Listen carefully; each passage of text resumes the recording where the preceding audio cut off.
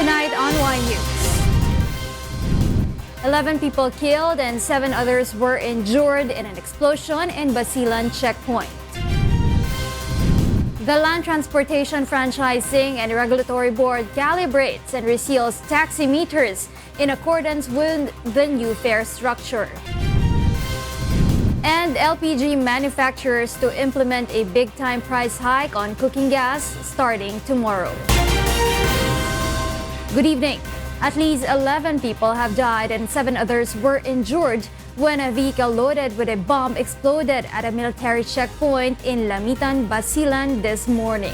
The military is still verifying reports if there was a foreigner involved and if it was done by a suicide bomber.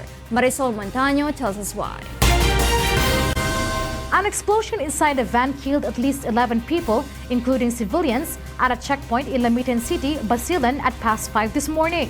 Authorities say the blast occurred moments after the soldiers stopped the vehicle and spoke to the driver. The said checkpoint was set up in Barangay Colonia near a Citizen Armed Force Geographical Unit or CAFGU detachment after authorities received reports on possible bombing in the city. Initial reports show that a powerful improvised explosive device or IED was used in the blast, which instantly killed a soldier, several CAFGU members, and 4 of their kin visiting the detachment. At least 7 were hurt in the blast. According to Lieutenant Colonel Jory Besana, AFP Western Mindanao Command spokesperson, they are still verifying reports if there was a foreigner involved and if it was done by a suicide bomber because they cannot find the body of the vehicle driver in the blast site. Ang pwede kong masabi siguro, it's a PC spoiler. Kasi alam natin, ang Basilan napakaganda at napakaayos na. Local authorities are condemning the incident and calling it a terror attack perpetrated by the Abu Sayyaf group. Lamitan City is the capital of Basilan, which is a known stronghold of the Abu Sayyaf. Wala namang ibang gagawa dyan, yung mga lawless natin. Pinusunod ang mga lawless dito, yung mga Abu Sayyaf. The city government has offered a cash incentive for information leading to the arrest of people responsible for the bomb attack. Marisol Montaño, UNTV News and Rescue, Philippines. The Armed Forces of the Philippines links the terrorist Abu Sayyaf group to the explosion at a checkpoint in Lamitan City, Basilan. Leia Ilagan explains why in this report. A military official identifies the Abu Sayyaf group as the one behind the blast at a checkpoint in Lamitan, Basilan that killed 11 people early this morning. Armed Forces of the Philippines spokesperson Marine Colonel Edgar Arevalo says initial reports revealed that the driver of the van loaded with explosives was a member of the group of Abu Sayyaf leader Furuji Indama. Arevalo adds they have received intelligence reports that the Abu Sayyaf group will be deploying bombs throughout Basilan, prompting authorities to set up checkpoints. Local police and AFP personnel are not stopping their investigation, and they are pursuing every leads to identify and neutralize all those who are part of this abominable attempt by terrorists to kill innocent civilians and destroy properties. He says the explosives could be part of Indama's desperate attempts to disturb the peace in Basilan to salvage his remaining grounds following the surrender of some Abu Sayyaf fighters to the government. In the previous reports that you received from us, pinakikita natin na napakarami ng sumusukong miyembro ng Abu Sayyaf. They come in groups with their firearms. At ito ang gusto nilang mapahinto. They're losing their grounds. That's why ito ang kanilang resort na ginagawa sa ngayon. The AFP spokesman also notes they are still verifying reports that the said driver was a foreigner. The authorities are also appealing to the public to stop referring to the blast as a lone wolf attack or suicide bombing as the investigation is still ongoing. Wag na po nating dagdagan pa ang pangamba na naramdaman ng ating mga kababayan sa Basilan. Huwag na po nating dagdagan sa pamamagitan ng iba't ibang mga haka-haka, mga opinyon at mga impormasyon na wala naman pong validation or verification. The Malacanang meanwhile strongly condemns the attack. We note that even in times of war, the attack constitutes a war crime because it constitutes an indiscriminate attack which is prohibited by Article 4C1, attacks on civilian, by RA 9851. Following the explosion, the authorities have intensified foot patrols and checkpoints to foil any similar attacks in Basilan. Leia Ilagan, UNTV, News and Rescue, Camp Aguinaldo. At least 2 persons were hurt in another blast that rocked in a village in Antipolo City this morning. According to Antipolo City Police, the blast occurred in Barangay San Jose when an improvised explosive device was thrown on the road by an unidentified suspect just as a military truck was passing by. The impact of the blast affected a nearby tricycle, causing minor wounds on its 2 passengers. Police are still investigating the device used and the group behind the incident. Meanwhile, the manufacturers of liquefied petroleum gas are poised to implement a sharp hike in the prices of cooking gas starting tomorrow. Monokson tells us why. The prices of liquefied petroleum gas will increase by more than 1 peso per kilogram beginning August 1. This would translate to over 11 pesos per 11 kilo LPG cylinder. This is aside from the 12 pesos and 32 centavos excise tax imposed on LPG since the start of the year. But some manufacturers say consumers can still find low-cost LPG because the Department of Energy has set its price range from 600 to 780 pesos. Ang presyo naman, kahit na hindi na kailangan lagyan ng discount, meron talagang mababang presyo. Hindi ko gaya ng gasolina, sentimo lang ang diferensya dito sa LPG. Meron difference sa 120 pesos per cylinder. DOE says the price adjustment reflects the increase in freight service fees being paid by the manufacturers. The conflict in the Middle East and the higher prices in Europe, which uses LPG to warm residential houses and establishments as the winter season approaches. Meanwhile, a consumer group condemns the LPG price hike because of the tax reform law. In a statement, Laban Consumer President Vic Dimagiba said that the LPG price could be offset if there is no excise tax implemented. The cooking gas price hike follows the more than 1 peso increase in pump prices that took effect today. Mon Hokson, UNTV, News and Rescue, Quezon City. The Land Transportation Franchising and Regulatory Board begins the calibration and resealing of taxi meters. Joanne Nano tells us why.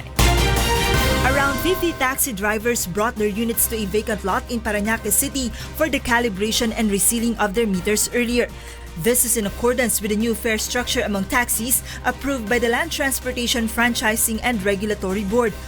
Under the new fare matrix, the flag down rate will remain at 40 pesos, the first kilometer at 13 pesos and 50 centavos, and the per minute travel time is 2 pesos.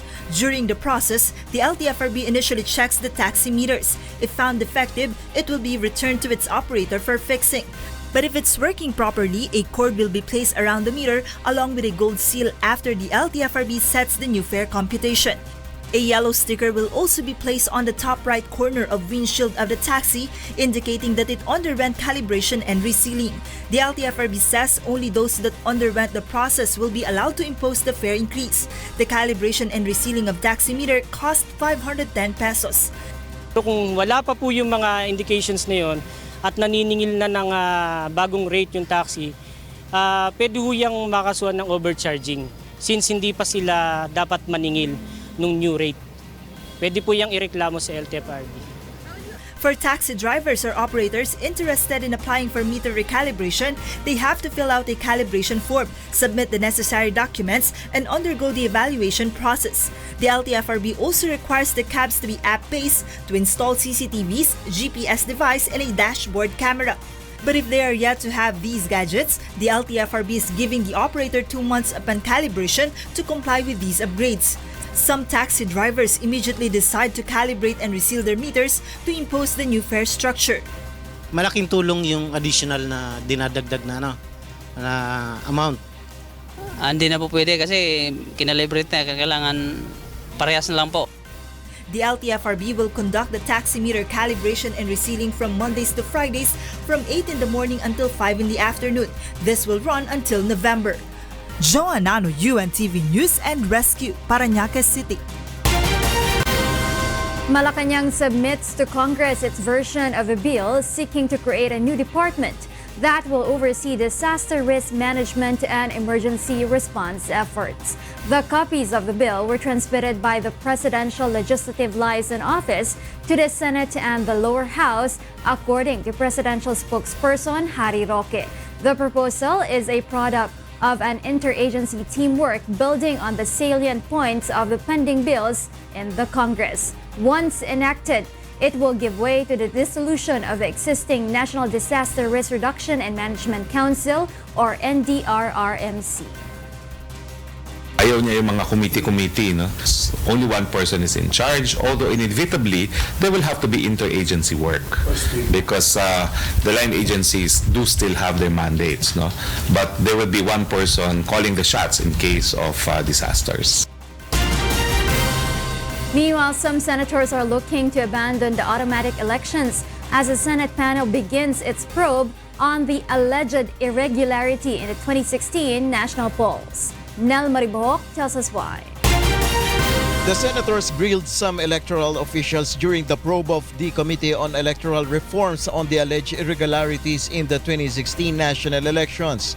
Senate President Vicente Soto III questioned the Commission on Elections anew on the malicious early transmission of votes and foreign access to election servers a day before the polls begin.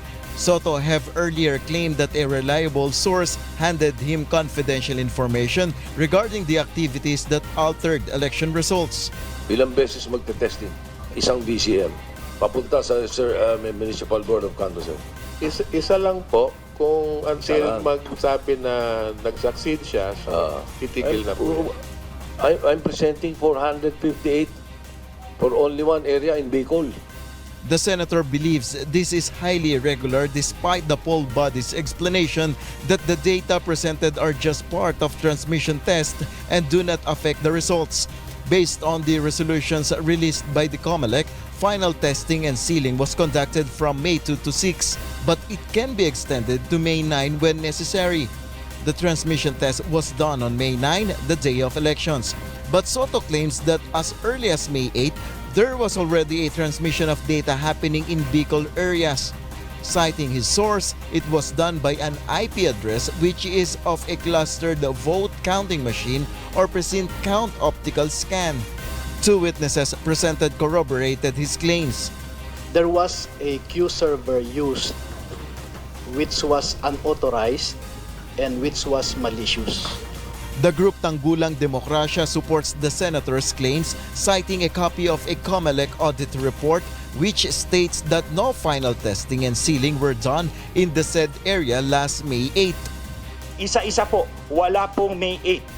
There was no transaction whatsoever on May 8.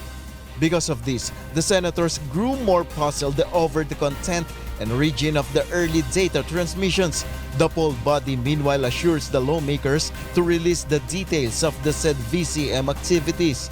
The Smartmatic meanwhile maintains that there is no way to manipulate their system. The senators meanwhile are looking to abandon the automatic polls if similar issues surface in the 2019 midterm elections. Pag marami pa ring issue sa 2019 at marami pa ring kapalpakan or some observations which cannot be readily explained by them, then wala na tayong choice. We really have to abandon that and then shift to hybrid. The Senate committee asked the poll body to submit written explanations on the said issue subject to further study on the alleged 2016 poll fraud. Nel Maribohok, UNTV News and Rescue, Senate of the Philippines. The Supreme Court junks former Senator Jinggoy Estrada's plea to dismiss the Sandigan-Bayan ruling, finding probable cause on his links to the pork battle scam. Mai Bermudez tells us why. The plunder trial of former Senator Jinggoy Estrada will now proceed after the Supreme Court affirms the findings of the Sandigan-Bayan that Estrada should be prosecuted in connection with the Priority Development Assistance Fund or PDAF scam. Voting 6-4 magistrates of the High Court upheld the earlier decision of the Ombudsman, which found probable cause for the plunder case against the former lawmaker. The court voting 6-4, with 4 taking no part, upheld the Ombudsman's earlier finding of probable cause against petitioner Estrada.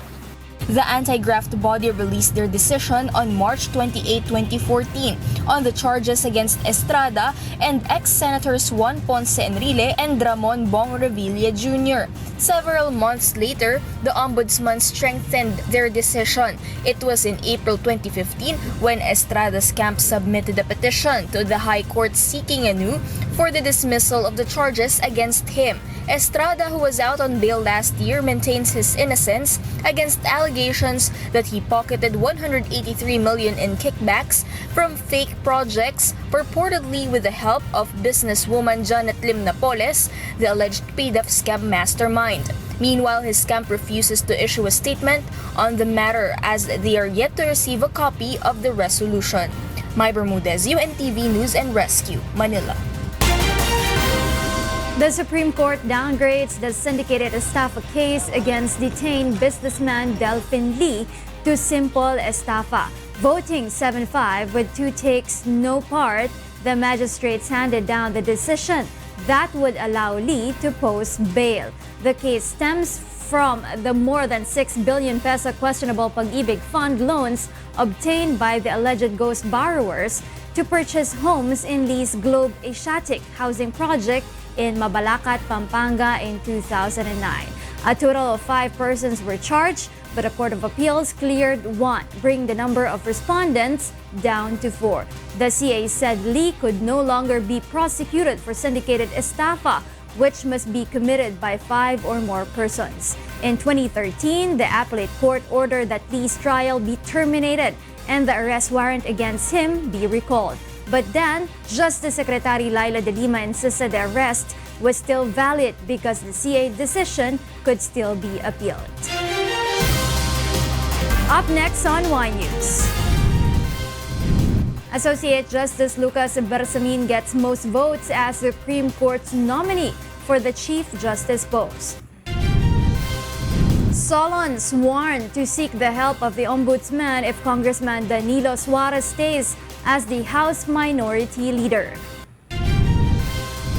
And the PNP responders claims executive face-off title after defeating the Ombudsman Graftbusters in the off-season finals. Thank you for keeping me company in the first part of Y News. More reasons behind the stories with Angelo Castro III and William Thio after this quick break. I'm Rheena Villamor-Camara. Good evening. Welcome back to Y News. We pick up from where Rheena Villamor-Camara left off. I'm Angelo Castro III. Here are the headlines. Malacanang urges National Anti-Poverty Commission Chairperson Liza Masa to surrender and prove her innocence after a court orders her arrest. House Committee on Appropriations Chairman Carlo Nograles questions the much lower 2019 proposed national budget. And the PNP responders claims executive face-off title after defeating the Ombudsman Graftbusters in the off-season finals. Malacanang urges National Anti-Poverty Commission Chairperson Liza Masa to surrender to authorities and prove her innocence in the murder charges she is facing. Rosalie Cos tells us why. Malacanang calls on National Anti-Poverty Commission Secretary Liza Masa to surrender after a court ordered her arrest in relation to the double murder charge that it assailed about 10 years ago. Presidential spokesman Secretary Harry Roque says Masa remains NAPSI chief for now, but she should recognize the jurisdiction of the Palayan City Regional Trial Court, otherwise she would be considered a fugitive. She has to respect the rule of law. I ask her to surrender, face the charges against her, prove her innocence, and I'm sure that she has no reason to worry about the fact that our courts can be relied upon for an impartial decision. Roque adds that cabinet members of President Rodrigo Duterte are expected to fully adhere to the law, though he notes he has yet to see Masa attend a cabinet meeting since his appointment. Roque has been the presidential spokesperson for 9 months already. The palace official also insists that the administration has nothing to do with the cases filed against the left-leaning personalities. It's been in court. And it's a warrant of arrest issued by a court, not by the executive branch. We don't have the power to issue warrants of arrests. Masa, together with other former party list representatives sa Tur Ocampo, Teodoro Casino, and former Agrarian Reform Secretary Rafael Mariano, are facing murder charges in Palayan City RTC for allegedly kidnapping and killing 3 members of their opposite party list Akbayan in separate incidents. Malacanang assures the court will respect the rights of Masa once she surrenders. She will also be possibly treated like Senator Leila de Lima, who is currently detained in the PNP Custodial Center for drug-related cases. Rosa Licoz, UNTV News and Rescue, Malacanang. Associate Justice Lucas Bersamin tops the list of the Supreme Court's recommendations for the Chief Justice post vacated by ousted top magistrate Maria Lourdes Sereno. SC Public Information Office Chief Theodore Te confirms that the 5th most senior incumbent justice got 10 votes from his colleagues in the SC Bank's internal voting earlier. Bersamin was closely followed by Associate Justices Teresita de Castro and Diosdado Peralta, who got 9 votes each, while Justice Andres Reyes earned 2 votes. The said justices, who all voted to oust Sereno via co-warrant of proceeding, have accepted their respective nominations last July 26. The votes of the Bank, however, is just recommendatory as the Judicial and Bar Council is still the one that finalizes the shortlist for submission to the appointing authority. House Committee on Appropriations Chairman Carlo Nograles questions the government's much lower national budget proposal for the year 2019. Here's why from Aiko Miguel. The House of Representatives Committee on Appropriations begins its deliberations on the 3.757 trillion pesos 2019 proposed national budget. The Department of Budget and Management presented the budget allocation for the next fiscal year in today's hearing, but Committee Chairman Congressman Carlo Nograles questions the decrease in the national budget compared to last year's and the lowered funds of several key agencies. Nograles notes that the proposed 2019 budget is 10 billion pesos lower than the 3.676 trillion pesos in 2018. Nograles mainly questions the reduced budget allocated for the Departments of Education, Health and Public Works and Highways in light of the implementation of the tax reform for acceleration and inclusion or TRAIN law this year. Pero for 2019, ang hirap naman ipaliwanag sa mga kababayan natin na nag-reduce tayo ng mga classrooms, nag-reduce tayo ng mga health units, nag-reduce tayo ng mga roads, dahil meron tayong ginagawang ganitong cash base. Lalong-lalo na meron tayong ginagawang train law, kumuha tayo ng mga taxes dito. Ano naman ang sasabihin namin sa mga kababayan namin? But according to Budget Secretary Benjamin Jokno, comparing the 2019 proposed budget to last year's is not correct. He explains that the 2018 budget was obligation-based, while the 2019 budget is cash-based, which means that contracts or programs intended to be implemented for the fiscal year should be fully delivered by the end of the year. Obligation-based budgeting system, meanwhile, allows the government to enter into a contract without requiring the actual delivery of goods and services within the year. Jokno also notes that a huge amount of money have not been spent for this year, citing DOH 30.2 billion peso fund for the Health Facilities Enhancement Program for the structure of barangay health units and stations. DOH only spent 69 million pesos for the said program. Now, in the case of the Department of Health, the biggest cut there is the HFEP, all right? HFEP. That's the Health Facilities Enhancement Program. We appropriated in 2018 30.2 billion. To date, the disbursement is only 69 million, or less than 1/4 of 1%, Your Honor. 35 billion pesos was slashed from DOH 2019 budget, 77 billion pesos from DepEd, and 95 billion pesos from DPWH. DSWD and COMELEC's budget has also been cut down to 5 billion pesos each. Meanwhile, the departments with highest proposed budget for 2019 include the Education Cluster, the DPWH, DILG, Defense, Health, DSWD, transportation, agriculture, judiciary, and the ARMM. The budget deliberations will last until August 29. Aiko Miguel, UNTV News and Rescue, House of Representatives. Some congressmen are threatening to file a complaint before the office of the Ombudsman if Quezon Representative Danilo Suarez stays as the House Minority Leader. Grace Casin will tell us why. Tension continues to escalate at the House of Representatives as lawmakers fight to be recognized as the House minority. Liberal Party member Caloocan Representative Eka Erice wants to elevate the matter to the Office of the Ombudsman if Quezon 3rd District Representative Danilo Suarez stays as the House Minority Leader. Erice says Suarez's insistence to the position will only put in question the House Speaker's allotment of funds for the House minority because his group cannot be recognized as the genuine minority under House rules. Baka pwedeng sampahan sila ng kaso sa Ombudsman.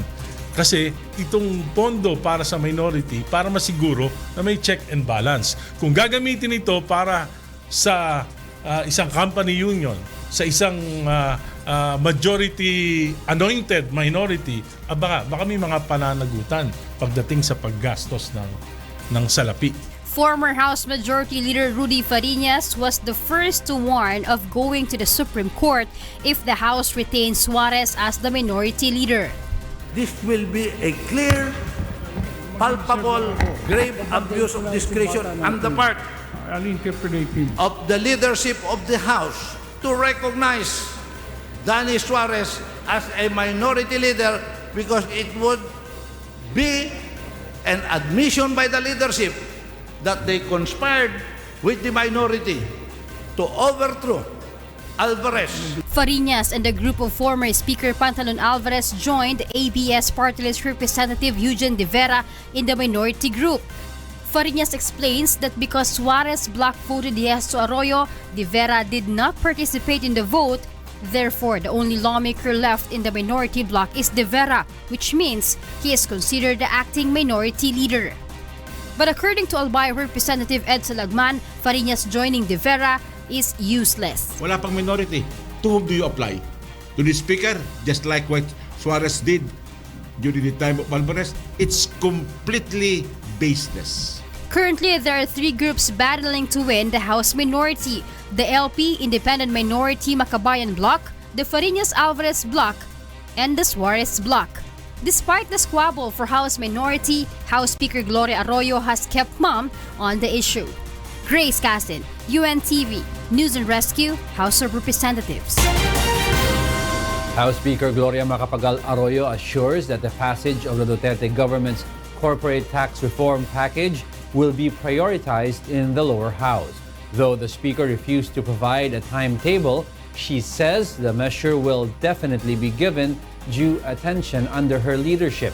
Arroyo gave the assurance after her meeting with the administration's economic managers to discuss the proposal's possible impact to various sectors and the country's inflation.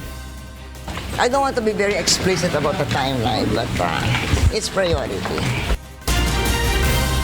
The Labor Department is preparing to take legal action against the PLDT amid the delays in the implementation of the order to regularize its over 7,000 contractual workers. JL Asayo tells us why. Retrenched PLDT contractual workers trooped to the Department of Labor and Employment Office earlier as the deadline for the clarificatory order it issued to PLDT ends today. They are calling on DOLE to push the telecommunication giant to implement the order to regularize its over 7,000 temp workers. Sobra na isang buwan na wala kaming trabaho. Ang hirap na sa part namin, hindi lang naman ako magagawa. Sobrang hirap na talaga sa amin. Kaya medyo naiyak ako ngayon. The PLDT previously said it has yet to impose the order as it is still in the process of identifying the employees that the agency ordered to be regularized. It is also awaiting the court ruling for the motion it filed against the said order. With PLDT maintaining its ground, the workers are seeking the help of DOLE in filing legal charges against the firm. Isang garnishment tsaka contempt sa PLDT. Ngayon, medyo na-dismaya kami sa Parang na-insulto kasi ang panawagan nila ma-regular kami kay PLDT. Labor officials have assured to provide assistance to retrenched PLDT workers such as emergency employment and financial aid, though they are yet to determine the date of its implementation. The group meanwhile calls on the PLDT to stop trying to circumvent the DOLE's order. Malinaw naman yung order ng Department of Labor and Employment. Ayaw lang nila mag-comply. Kaya ang gagawin namin, yung kanina nag-usap kami with the workers, nandoon yung mga representatives ng yung supervisory union, nandito yung rank and file union at saka yung ibang mga grupo yung sa power. Nag-updates, no? Yes. Nag-update kung ano yung situation. The PLDT is yet to issue a fresh statement on the matter. JL Asayo, UNTV News and Rescue, Department of Labor and Employment. The PNP Responders ends its campaign in the UNTV Cup Executive Face-Off with an unblemished record after routing the Ombudsman Graft Busters in the off-season finals. The Ombudsman, meanwhile, remains in high spirits, though it failed in its aim to take home the title. Bernard Daddies will tell us why.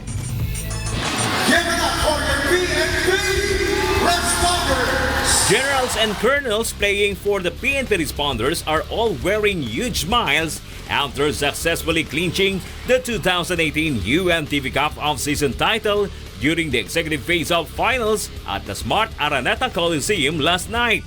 The PNP ended its campaign with flying colors and an untarnished record after crushing its last opponent, the Ombudsman Graft Busters, 81-53. 2018 off-season most valuable player, Police Superintendent Joel De Mesa, led the Responders to victory after bucketing 17 points, 10 rebounds, 2 assists, and 3 steals. Nagpapasalamat tayo sa Diyos dahil walang na-injury both sa PNP tsaka sa Ombudsman. No? And at the same time, sa buong team ng PNP sa pangunguna ng Chief Philippine National Police namin na si Police Director General Oscar Albayalde.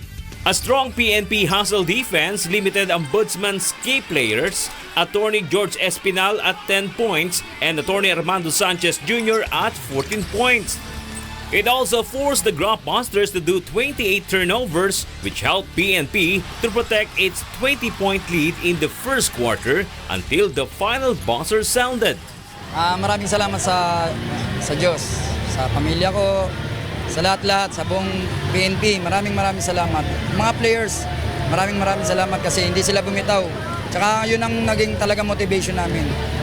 Itong executive, sana makuha namin since na hindi nabigo kami dun sa regular season.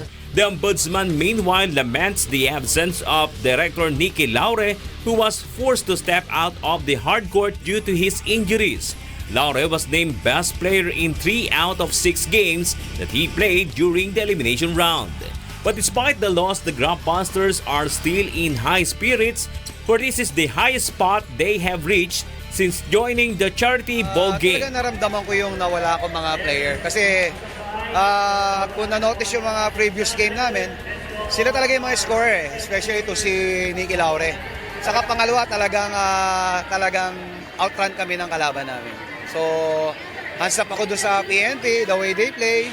At ako naman sa mga player ko rin, ganun din naman ako. PNP will receive 1 million pesos in cash prize while the runner-up will get 500,000 pesos for their chosen charity foundations. As the off-season ends, participating government teams will now prepare for the UNTV Cup Season 7, which will kick off in September. Bernard Daddies, UNTV News and Rescue, Philippines. Select executive players from 6 losing teams who played in an exhibition game in the off-season finals have received a pleasant surprise during a halftime break. Victor Cosare will tell us why. Prior to the explosive finals match between the PNP Responders and the Ombudsman Graft Busters last night, selected ace players from 6 losing teams this off-season were gathered to play in an exhibition game. The senior players were divided into 2 teams. Team A was comprised of Supreme Court Administrator Jose Maidas Marquez of the Judiciary Magis, Senator Sonny Angara of the Senate Sentinels, and Attorney Alexander Suarez from the DOJ Justice Boosters. Team B includes Senator Joel Villanueva of the Senate Sentinels, AFP Cavaliers retired Major General Victor Bayani, and Judiciary's Deputy Court Administrator Raul Villanueva. Team B conquered the game, but during the halftime break, the players received a pleasant surprise when an additional cash prize was announced for both teams. Brother Eli Soriano of the Members Church of God International and the main sponsor of the League of Public Servants gave an additional 100,000 pesos for the winning team and 50,000 pesos for the losing team. Brother Eli, together with BMPI UNTV CEO and President Kuya Daniel Razon, have pooled a total of 2.4 million pesos in cash prize for the charity groups chosen by the participating teams this off-season games. 1 million will go to the PNP responders, 500,000 for the Ombudsman Graft Busters, and 250,000 for the third placer Judiciary Magis. Fourth placer Senate Sentinels will get 200,000 pesos, while sixth placers Malacanang PSC Camao, AFP Cavaliers, and GSIS Thunder Furies each received 100,000 pesos. Salamat sa Diyos sa mga pagkakataong binigay sa atin na yung ating mga beneficiaries ay makinabang dito po sa ating ginagawang mga public services. Of course, hindi po posible ang lahat ng yan kung hindi sa tulong ng Panginoon. Wala naman pong dito wala namang natatalo dito dahil ito po'y larangan ng public service. Kumbaga, lahat naman po ay panalo dyan at gusto naming iparating ang aming appreciation sa inyo pong participation para makapagpatuloy nito pong ating charity basketball team. Brother Eli also thanked those who continue to support the UNTV Cup and all its thrusts. Ang paniwala ko, itong ginagawa ng UN Television, sa suporta naman ng mga members of the Church of God. Hindi kumukupas ang inyong sense of joining hands for the sake of public service. Salamat din lalo sa mga players natin. Imagine bringing almost all branches of the government. Magandang adhikain yun Kaya dito sa adhikaing ito, nakikita ko maganda naman itong ating ginagawang ito. This will not be in vain. At siguro sa mga darating pa, mas maganda pa ang mga paglilingkod bayang magagawa ng UNTV sa participation ng ating mga public servants. Victor Cosare, UNTV News and Rescue, Philippines. Up next on Y News. 4 million people in Assam, India face the risk of losing citizenship.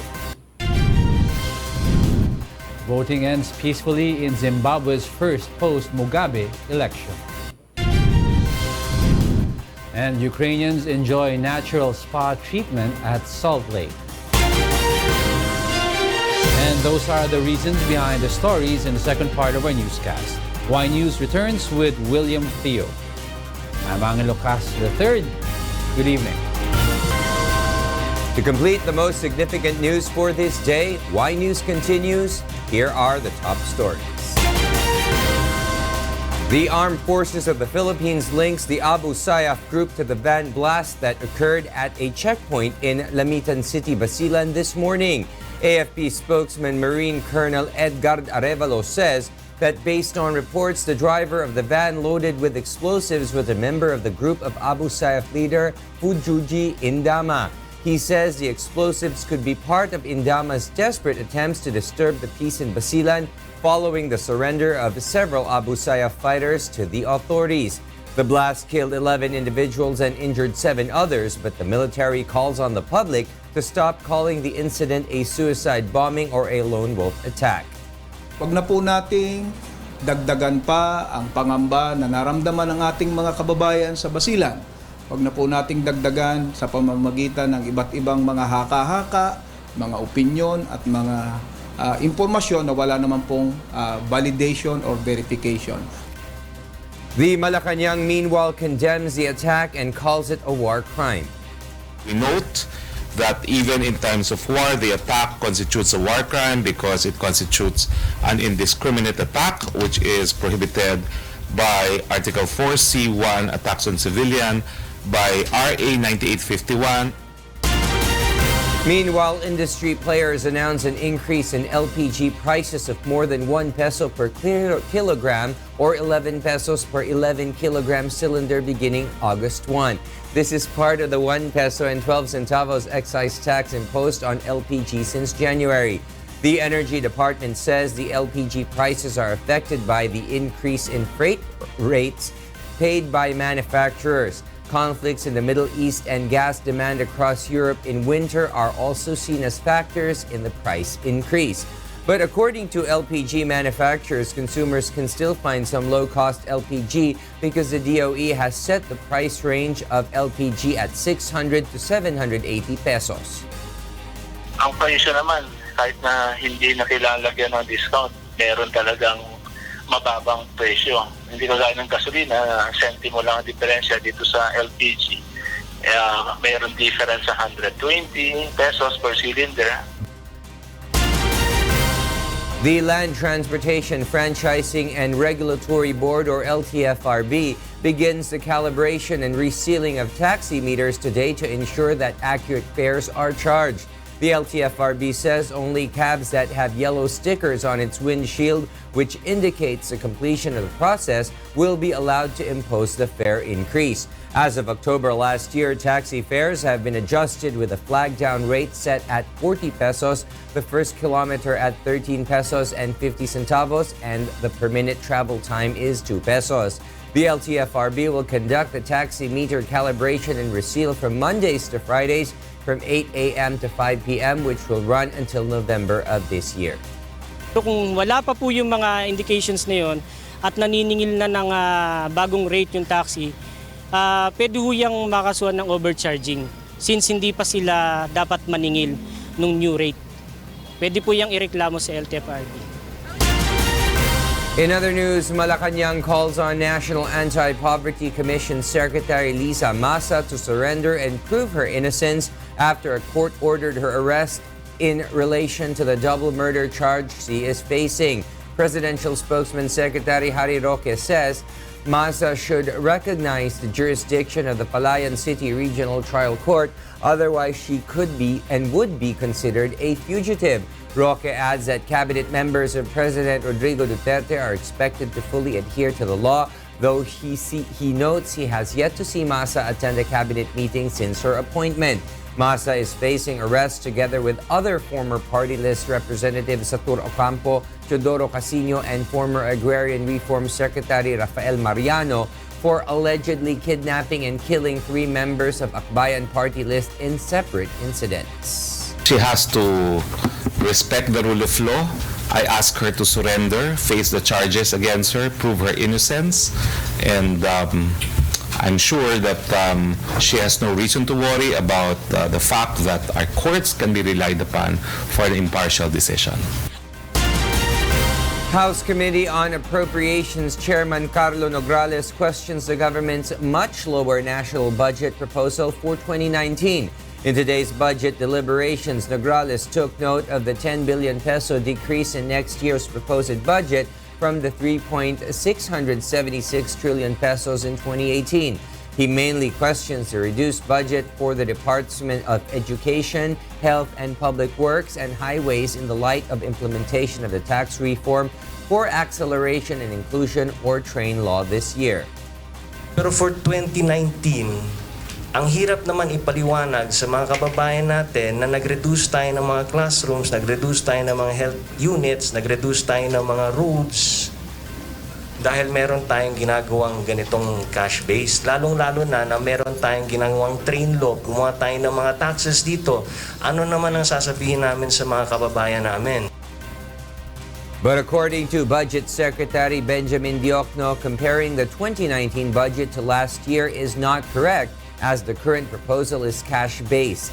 This system means that contracts or programs intended to be implemented for the fiscal year should be fully delivered by the end of the year.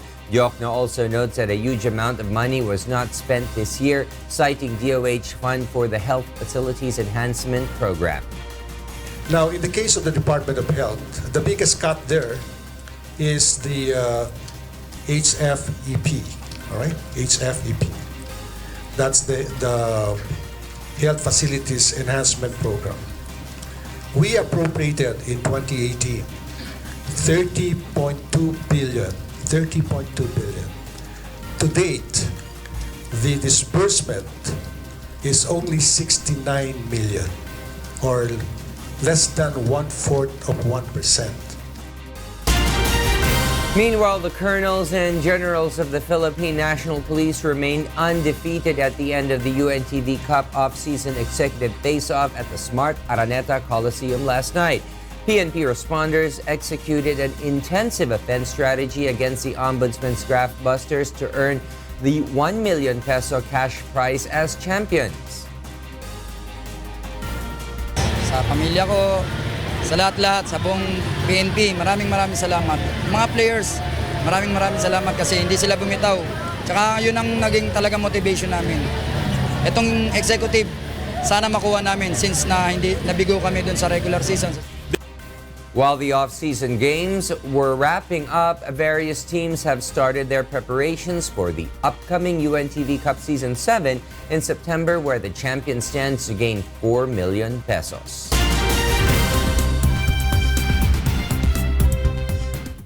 And for the news abroad, over 4 million people in Assam, India are at risk of losing their citizenship amid a local campaign against immigrants.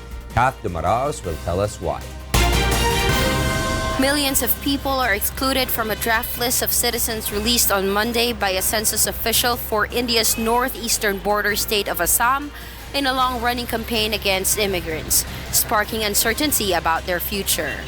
Of more than 32 million people who submitted documents to prove their citizenship, the names of 4,007,707 were missing. This figure is very high figure. It is very surprising. It is unbelievable because there is no such number of illegal infiltrators in Assam.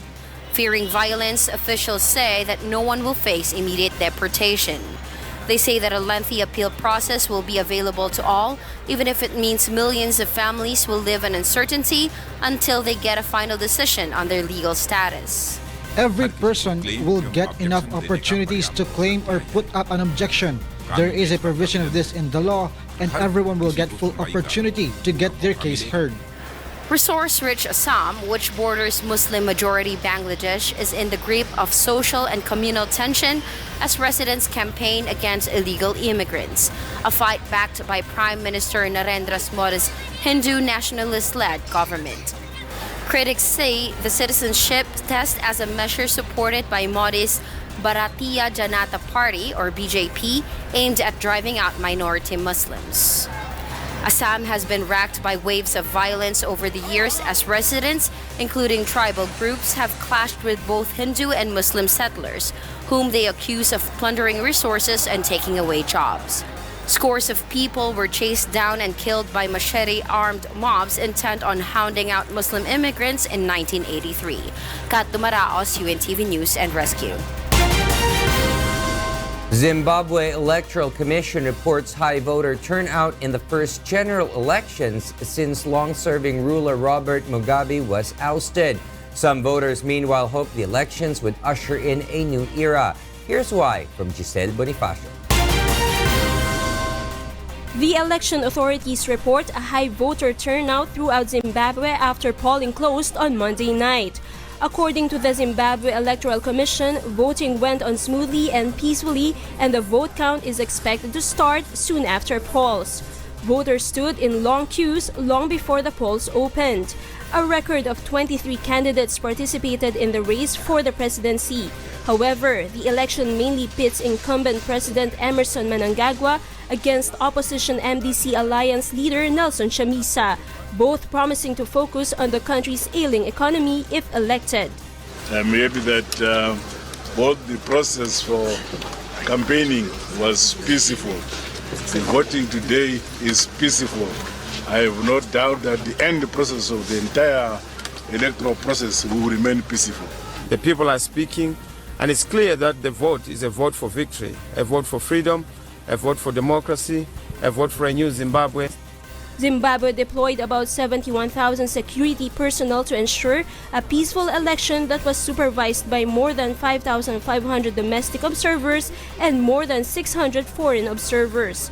Some voters hoped the elections would usher in a new era when the economy thrives and Zimbabweans enjoy a higher quality of life.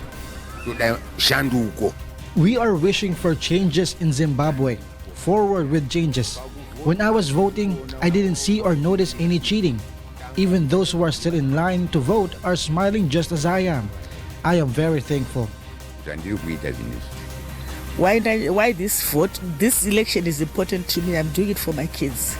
Yes, I want my kids to have a good life because they are all educated. I need them to have jobs, good, stable jobs. The election result is expected to be released by August 4. The Zimbabwean government and President Mnangagwa have said many times that they would ensure a free, fair, and peaceful election. Giselle Bonifacio, UNTV News and Rescue. German farmers are appealing for special assistance from the government as their crops wilt under intense heat. Here's Jovic Burmas to tell us why. A prolonged heat wave and drought have left huge swathes of parched fields and drooping crops in Germany, particularly in the country's northeast. The German Farmers Association DBV says that farmers need special aid of around 1 billion euros because of damage to harvests. DBV President Joachim Ruckwied says that the damage cost runs into the billions and the aid should be paid to farmers who have lost 30% or more of their harvests. We are calling for political measures to be taken quickly. We fear crop failures of at least 20%. For cereals, that means 7 to 8 million tons less than the average over the last 5 years, and 1.4 billion euros less for the farmers for cereals alone. At one farm in Brandenburg, sunflower plants that would normally be a head high barely reach the knees, and farmers are also struggling to find adequate grazing for cows. We will not have any significant harvest here. German federal and state authorities will meet on Tuesday to assess the situation. German Agriculture Minister Julia Klöckner is to report to the cabinet on Wednesday about the impact of the drought on farmers. The heat is affecting natural products like wheat and potatoes. The harvest is getting worse and worse. That means chips are getting more expensive and that has a knock-on effect. We're going to see an acceleration of inflation of these field crops, but it will balance out again by the end of the year. This year's drought and heat wave caused damage to crops in large parts of Northern Europe, with harvests in Britain, Poland, and Scandinavia also suffering. Jovic Burmas, UNTV News and Rescue, Europe. Japanese scientists are set to conduct a clinical trial to test so-called reprogrammed stem cells. Here's why from Ryuji Sasaki. Scientists at Japan's Kyoto University will be starting the world's first clinical trial to treat Parkinson's disease using reprogrammed stem cells. Since Parkinson's is caused by lack of dopamine made by brain cells, researchers have long hoped to use stem cells to restore normal production of the neurotransmitter chemical. This is the world's first clinical trial making use of iPS cells to treat Parkinson's disease. In August last year, Kyoto University scientists had successfully used the induced pluripotent stem cells, or iPS cells, to restore functioning brain cells in monkeys with symptoms of the debilitating disease. The clinical trial for humans will start on August 1, according to Takahashi, and will involve transplanting dopamine-producing neurons made by human iPS cells into the brains of people with the disease. We will be using neural stem cells, meaning we will be producing and grafting cells that have not fully developed into dopamine neurons. Parkinson's is a degenerative disorder resulting from a lack of dopamine-producing brain cells which affect the human nervous system. Symptoms include tremors, body stiffness, slow movement, and difficulty walking. Currently, more than 10 million people worldwide are living with Parkinson's disease. Ryuji Sasaki, UNTV News and Rescue, Tokyo, Japan. Tourists troop to a saltwater lagoon in Ukraine that has earned fame for its unusual pink color. Meanwhile, ballet dancers liven up heavy traffic in Mexico City by twirling and leaping among vehicles stopped at red lights. Gladys Tawabi tells us why.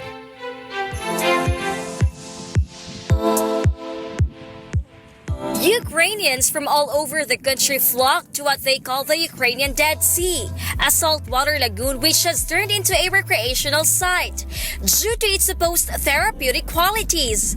Aside from its purported benefits for health, the lake has earned fame thanks to its unusual pink color, caused by blossoming of water plants which grow in its salty environment. Tourists taking a dip cannot sink no matter how hard they try, as the lake's salty waters keep them floating on the surface. The lake is located around 5 kilometers to the south of the village of Hurihurivka and attracts around 10,000 tourists annually. Local residents say the lagoon appeared at a spot where a fighter jet crashed in the 1960s and created a hole 40 meters wide, which was later filled by the waters of the nearby Lake Sivash. Ballet dancers liven up heavy traffic in Mexico City on Saturday by twirling and leaping among vehicles stopped at red lights. The theater company Ardentia has introduced a program aimed at bringing classical ballet to the streets in 58-second spurts to correspond with the length of a Mexico City traffic light. Street performances began 2 weeks ago and are delighting the drivers and pedestrians who pause to watch. Gladys Tawabi, UNTV News and Rescue. And those are the reasons behind the news July 31st, 2018. On behalf of Rheena, Villamor-Camara, and Angelo, Castro III, I am William Thio. Because we need to know, we will always ask why. Good evening.